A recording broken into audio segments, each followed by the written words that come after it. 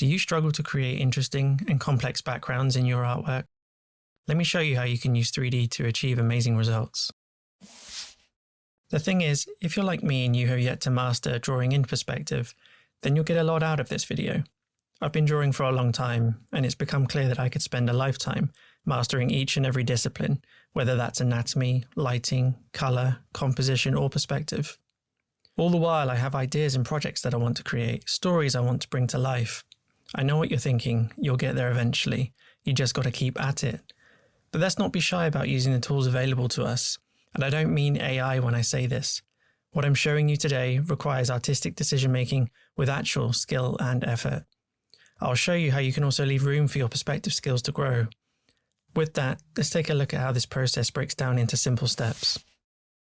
Before I begin, I would like to welcome you to my channel, Around the Ring Studios. My name's Tom and I work in feature animation as a lead rigging artist. In my spare time, I explore traditional art techniques that I support with my industry knowledge, techniques and insights that I hope to share with you. Anyway, enough about me, let's get started. First, we need to get our idea down on paper. Thumbnail sketches are a great way to get the process started, as this gives us something to aim for. Next, we'll gather some reference images, which will help to deepen our understanding of the subject. Then, we'll jump into our 3D program of choice and block out the 3D model. Afterwards, we'll set up our 3D cameras and render out an image. Next, we'll work in Clip Studio to rough out our first major drawing of the environment in the pencil pass. And finally, we'll print the image out and ink it traditionally. At this stage, you may decide to do your inking digitally. The point of this video is to help you explore how you can use 3D as part of your process. How you do that is up to you. I start by drawing out some rough sketches of an idea. At this stage, I'm only concerned about getting something down on paper. Chances are you have a rough idea of your environment that you want to create. It's often helpful to create a rough sketch as a guide for the next step. While I'm sketching out the idea, I'm considering the composition, the mood and purpose of the shot. For my story, I'm focusing on the establishing shot, which needs to introduce the world to the viewer and give some indication as to what's happening in the story. Before you dive into modelling your environment, I highly recommend gathering a handful of images as reference. Reference is great because it informs us about things we might not have considered. It's easy to imagine in your head what something might look like, but when it comes to creating that thing in reality, you'll find there's a few hazy areas in that image that you haven't quite figured out yet. Before I get started modelling, I think it's worth explaining your options in terms of the programs out there that you can use. I'll be using Autodesk's Maya, simply because it's what I already know. You could also use Blender, which is free to use and has thousands of beginner-friendly tutorials online. There's the Unreal Game Engine, which has a huge library of free assets that could make this process even simpler. This equally applies to the Unity engine. It just depends on which one you prefer. And possibly the simplest of all, you have Google SketchUp. It's super straightforward to pick up and use. You could start learning it in the morning and be drawing backgrounds by the evening. It's that simple. And just when you thought we were done, you can even use games for creating your 3D backgrounds. I've read about mangaka who have used Sims to create backgrounds in their mangas. And finally, we have the Frontier games, which are almost akin to the Unreal Engine in terms of its library of assets. You can build up buildings and environments easily in these games and just use the in-game photo mode to export renders. I will say that as these are games that have copyright, you should be creative with how much you intend to use them.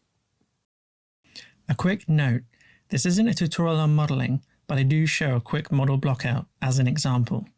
Using my thumbnail sketch, I blocked out this basic village. First, I established the key elements such as the fire and positions of the people. Make sure to get your camera set up as soon as you can. It's helpful to know how the models look in camera, as this can greatly impact how you stage everything. For dressing the shot, I created some basic crates, barrels and wagon wheels. I also blocked out a few houses. Having a small selection of models to duplicate and place makes the process much quicker. Now for a quick demo on how I typically block out a model. I start with some good references, then jump into some basic box modelling. I'm not copying as such, but taking inspiration from the ref and simplifying it for what I need. In this example, I'm adding more detail than I normally would. As you may have noticed, my village buildings are very basic. even one of the foreground buildings is just a box with a pitched roof. But for the sake of the demo, I wanted to show you how easy it is to create a building using simple forms. My preference is to work with something that is grounded in accurate perspective, but isn't necessarily fully rendered with doors and windows. I can use the edges of the model to extract the correct perspective lines later in my drawing. I'm hoping as my project progresses, I'll end up with my own library of assets. Then, every time I need to model an environment, I can quickly pull in all the assets and set up my shots. And there we have it. I'll wrap up the 3D pass by rendering out an image.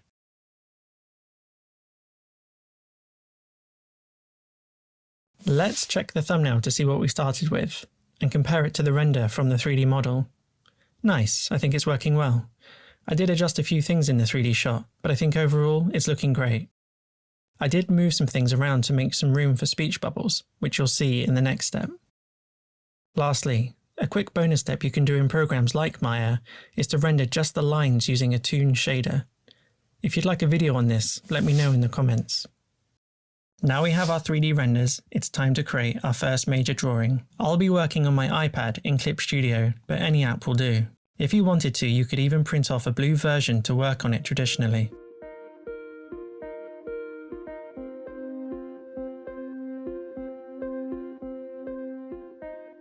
You can see here how I'm using the underlying structure of the model to construct something on top.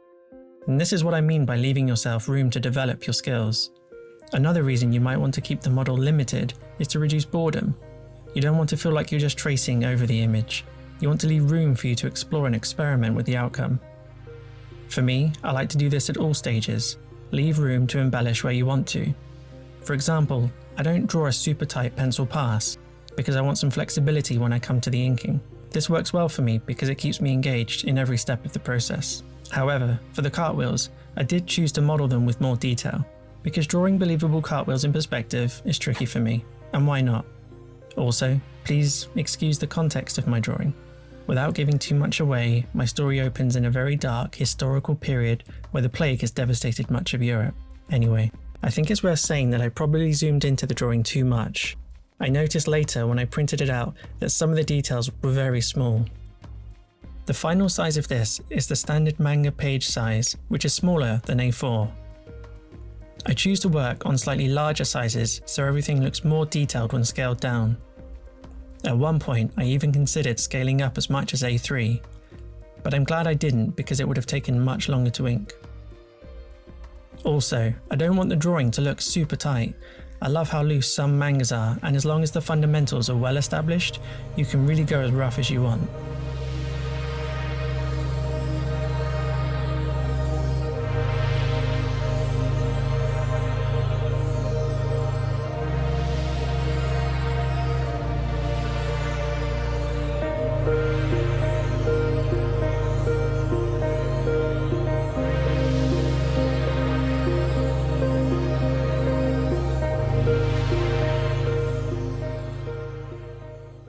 As I progress with the pencils, I start to loosen up, which I think works fine for the buildings at the back.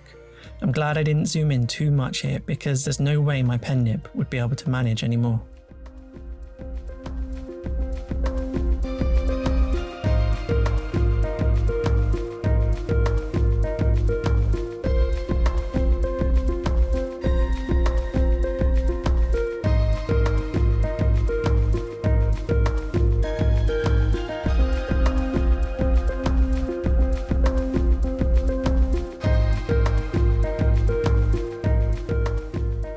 Okay, that just about does it for the pencils.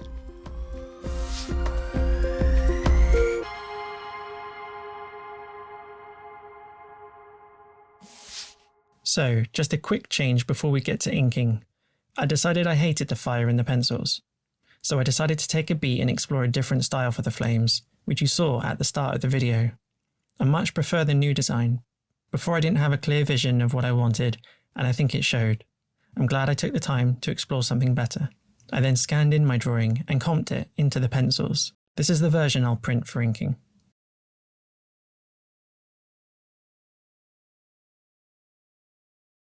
Before I get really stuck into the inks, I like to warm up as much as possible. I'll often print a few copies of my drawing to warm up on. I select a few areas of the background that I want to practice, making sure I have a good idea of what I want from the inks. I'll usually pick something I'm feeling nervous about, like a material I'm not sure how to render or a hatching style I'm wanting to try. Once I'm warmed up and ready to go, I get cracking. Today, I'm inking with Noodler's black ink with a Tachikawa nib holder and a Browse Steno 361 nib. I won't show you the whole time lapse as it's quite a long one, but I'll cherry pick a few key moments to show you how I'm developing the drawing with my inking pass. I will admit my inking skills are a bit rough. I've only recently started getting serious about pen and ink. Before that, I was working mostly in digital. I've been really enjoying the traditional process. My job is very techy and I spend all day on my computer, so having time working with physical tools helps me to relax and unwind. I can't say I have a process for my inks yet, but usually I'll outline the objects and then work my way in. You'll notice I started working on the right side of the page first, which is a bit of a mistake. I managed to avoid dipping my hand in the wet ink for a good while, but it does eventually happen. I'm planning to do some cleanup in post, so I'm not too concerned.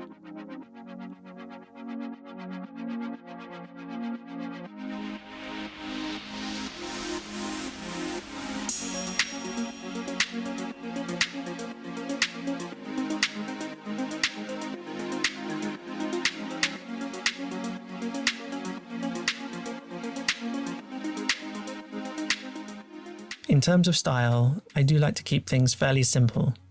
In the shadows, I really love adding direction to the lines to help describe the forms, even though they're in shadow.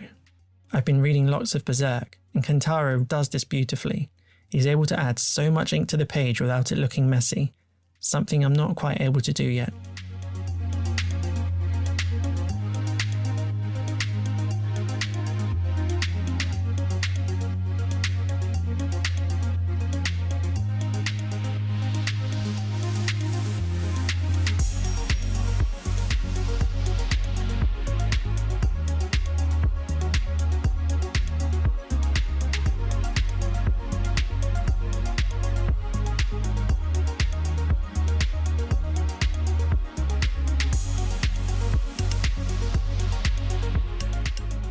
For the fire, I knew I wanted to keep it fairly light, and then darken the smoke rising up from it to create contrast. Adding little shadows above the smoke forms really helps to show the intensity of the fire and draws the eye to the focal point of the shot.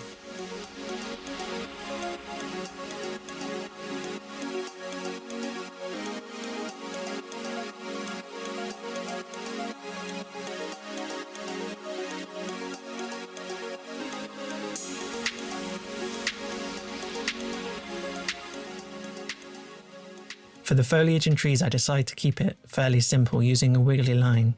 I'm planning to use screen tones in post, so I'll keep the inking fairly limited. Sometimes when I'm not sure about a particular rendering, I'll scan the image throughout the process, so I always have a fallback if something goes wrong. Also, I'll sometimes take a photo on my iPad and do a digital sketch over the top as a way to test an idea.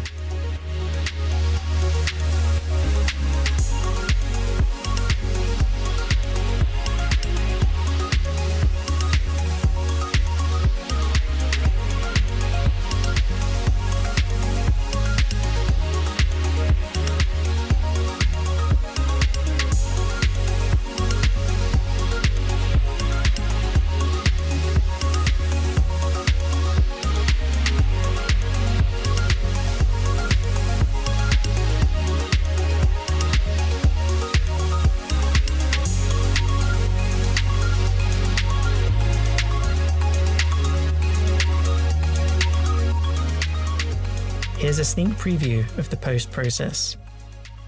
I'm not going to go into this step today as it's a more stylistic stage and is perhaps beyond the scope of today's video. But in the future, I may do a video on the post-processing steps in which I'll show you how I clean up my inks and add screen tones, and how I format everything for my manga. Now the inks are complete and I've done a quick pass on the cleanup, let's see how things have gone. First, we started with a thumbnail sketch with the aim of establishing the world and story. We then blocked out the 3D model and created a basic render. Afterwards, we created our pencil drawing and printed it off to ink it traditionally. I think it went pretty well and I'm happy with the results. My inking definitely has room for improvement, but I'm really excited to start the next one, and there's no better way to level up than to keep working at it. I used to think that using 3D was copying out or cheating, but as I explored the process, I discovered just how much my creativity impacted the result. And I think you can agree after watching that there's a lot of work that goes into it. There it is, folks. Hopefully you found this process helpful. If you enjoyed today's video, please consider hitting the like button, subscribe if you want to see more art, ink experiments and storytelling, with a few animation industry insights along the way. Thanks for watching. See you next time.